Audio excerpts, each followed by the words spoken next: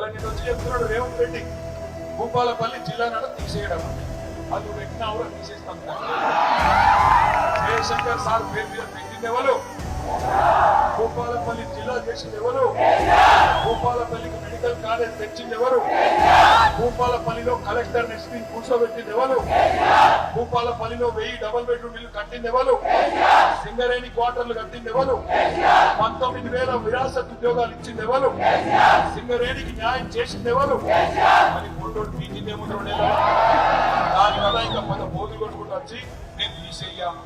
నేను అడుగుతున్నా, తీసేస్తే ఊరుకుందందుకు భూపాలపల్లి అమాయకం కొడుతుందే నీకు చింతపండు అవుతుందని తెలుసు నీకు.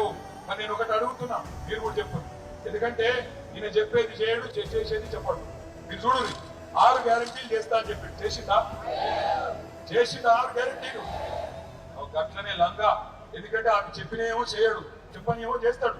అందుకే అంటున్నా, నిన్న తీయా జిల్లాను అన్నాడంటే బరాబర్ తీస్తాడు. ఎప్పుడు తీస్తాడు? మీరు దబ్బన పొరపాటున చేయి గుర్తుకేస్తే బరాబర్ తీస్తాడు.